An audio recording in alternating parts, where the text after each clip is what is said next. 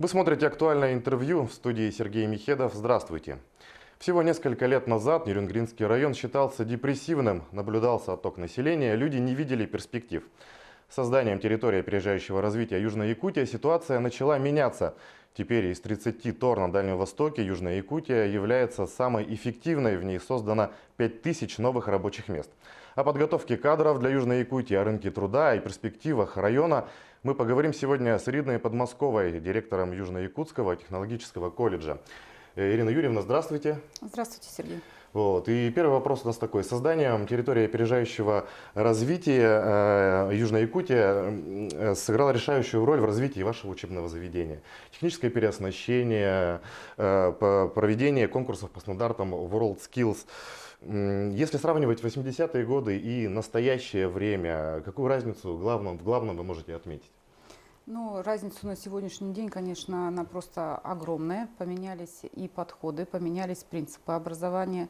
На сегодняшний день в подготовке кадров и тот прорыв, который необходим сегодня для ТОР Южной Якутии, он строится все-таки на принципах цифровизации, мобильности, взаимного партнерства и, конечно же, работа на опережение. Конечно, материально-техническая база сегодня совершенно другая. Все наши предприятия, и Колмар, и Эльга, и многие другие, они переходят на цифровизацию, на индустрию 4.0. Эти элементы у них все присутствуют. В разной степени, на разных уровнях, но это идет и идет очень быстрыми темпами. Ну и, соответственно, сегодня образовательные учреждения должны соответствовать и работать не только на потребность текущую, но на опережение.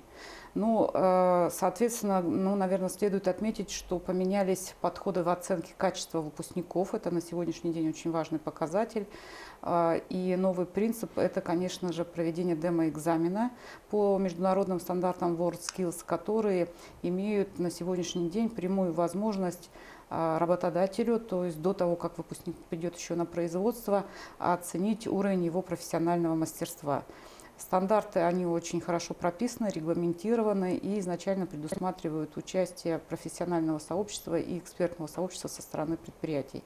Поэтому это, конечно, проведение такого демо-экзамена создает в дальнейшем очень хорошие перспективы для трудоустройства и, самое главное, к оценке возможности дальнейшей карьерной траектории выпускника, что мы это и делаем.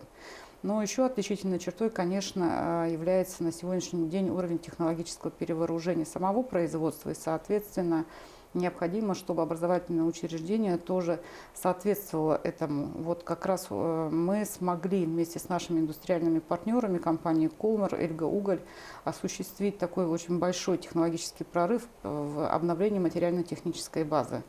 То есть обучение сегодня строится не только на том, что теория плюс практика, да, а еще и строится на том, что первоначальные навыки сегодня отрабатываются на современных тренажерах, на формате 3D реальности, на различных эмуляторах для того, чтобы прийти на дорогостоящее оборудование на предприятие и уже соответствовать тому, что есть. Ну, еще очень важный, конечно, момент – это, наверное, такая стопроцентная взаимосвязь между образовательным учреждением, изначальным формированием самой учебной программы и, конечно же, прохождение производственной практики. На сегодняшний день у нас принцип – это 70% практики и 30% теории. Это дуальное образование, которое как раз позволяет не тратить производству время на переобучение выпускников, а уже внедрять их в конкретное производство на этапе 3-4 курса обучения. И, соответственно, когда они выпускаются, они уже готовые специалисты. Что касается прохождения практики, студенты имеют возможность уже попробовать себя в профессии. Доволен ли работодатель уровнем образования студентов? Ну конечно, показатель оценки уровня подготовки и квалификации студентов со стороны работодателя – это для нас основополагающий показатель. И сегодня мы можем сказать, что после внедрения программы по цифровизации подготовки кадров для угледобывающей отрасли, которую мы разработали совместно с программой «Школа Сколково», мы провели соответствующий анализ с нашими работодателями и выяснили, что буквально за год после внедрения новых подходов у нас удовлетворенность работодателей возросла на 18%. Это очень большой результат, но останавливаться здесь нельзя. Соответственно, вот эту вот технологию нужно в большей степени развивать и расширять направление взаимодействия. Что касается новых специальностей, появились ли в последние годы новые специальности, может быть, в будущем ожидается появление новых направлений? Ну, дело в том, что сейчас вообще мир конкурентен, да, соответственно, если мы не будем меняться, если мы не будем открывать новые профессии и специальности, то учреждение прекратит свое существование. То есть рынок сейчас достаточно жестко регулирует все эти вопросы. Конечно, мы ежегодно открываем 5-6 новых специальностей. У нас были года, когда мы открывали 9 новых профессий и специальностей.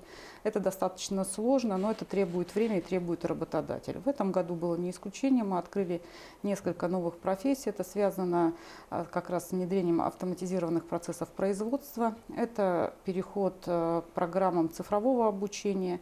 Это программы по ремонту и обслуживанию легковых автомобилей, водоотведение, это станочники. То есть достаточно те направления, которые сегодня нужны именно непосредственно работодателю.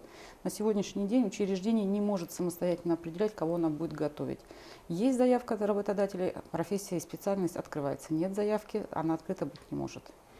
Насчет новых специальностей вы рассказали. К этим новым специальностям всегда нужны новые преподаватели. Хочется узнать, идет ли какая-то подготовка новых преподавателей, где вы их находите, может быть, это сотрудники предприятий? Да, действительно, проблема в подготовке, переподготовке самих педагогических кадров, она существует. На сегодняшний день она решается, по большому счету, абсолютно правы. Это в первую очередь привлечение специалистов предприятий к работе в учреждении.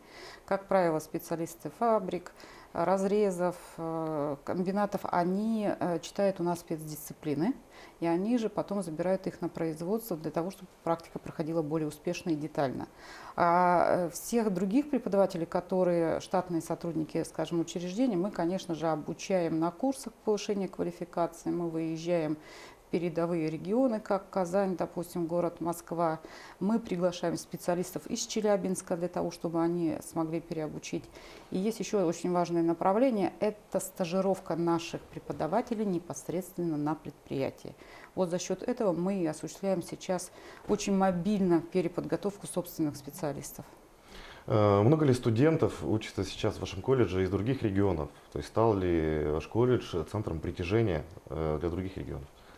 У нас средняя численность обучающихся 1635, это по-очно-заочной формы. А еще мы активно обучаем взрослое население через многофункциональный центр прикладных квалификаций. Там мы в год порядка 1500 взрослого населения тоже обучаем, переобучаем, повышаем квалификацию.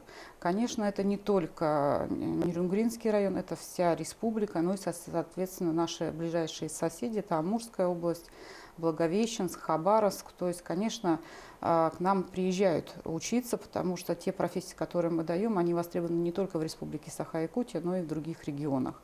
Конечно, в перспективе мы вообще планируем значительно расширить географию своей деятельности, потому что на сегодняшний день современные технологии позволяют вести обучение, не привязываясь территориально.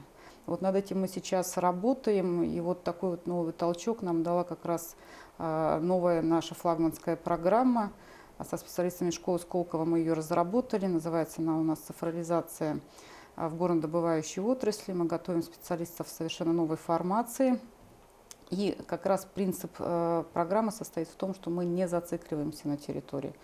Сегодня очень много технологий, которые позволяют находиться в Нерюнгри, а обучать что в Москве, что за границей, где угодно. Просто необходим уровень определенной подготовки. И, конечно, это не очень быстро, но, тем не менее, над этим мы работаем. Я думаю, что в ближайшем времени наша география будет значительно шире. А из тех студентов, кто приезжает учиться к вам, много ли из них остаются работать сразу же на предприятиях Южной Якутии? Да, безусловно, закрепляемость наших выпускников, она в целом, вообще трудоустройство у нас показатели очень высокие, у нас от 91 до 94% выпускников, они закрепляются именно в предприятиях Нерюнгринского района. А те студенты, которые прибывают из других улусов, да, они очень многие закрепляются, потому что, понятно, город – это возможность перспективы, это хорошая заработная плата, это социальная инфраструктура. Все-таки Нерюнгринский район имеет очень много спортивных сооружений, культурных, великолепные школы, которые, детские сады, да, и все это, конечно, вот эта вот социальная инфраструктура плюс хорошие рабочие места, они являются привлекательными сегодня для жителей нашей республики, и закрепляемость у нас очень хорошая. Что касаемо переподготовки кадров, вы сказали, что идет активная работа и переобучение. Хотелось бы узнать насчет программы обучения предпенсионеров. Как она работает, да, а насколько она успешна вообще? В этом году мы действительно вошли в этот федеральный проект по обучению предпенсионеров. Тоже это не совсем все просто, как хотелось бы, это понятно, это федеральные деньги. Тем не менее, мы заявили несколько направлений по переобучению предпенсионеров, по которым смогли пройти предквалификационный отбор и аккредитацию соответствующих площадок для обучения. Это мы ведем сейчас обучение предпенсионеров по компетенциям ремонта и обслуживания легковых автомобилей. Мы ведем обучение по компетенции видеопроизводства, веб-дизайн и разработка, программные решения для бизнеса, электромонтаж и сварка. То есть на эти направления мы прошли предквалификационный отбор. Надо сказать, что программа очень хорошая. Население еще до конца не понимает, насколько это перспектива и насколько это нужно. На сегодняшний день единственное ограничение – это возраст. То есть к программе допускаются лица, которые в течение 5 лет должны будут уйти на пенсию. Других ограничений никаких нет. А возможность получить новую профессию или повысить свой профессиональный уровень, да еще за это заплатит государство, понятно, что оно очень перспективно и очень интересно.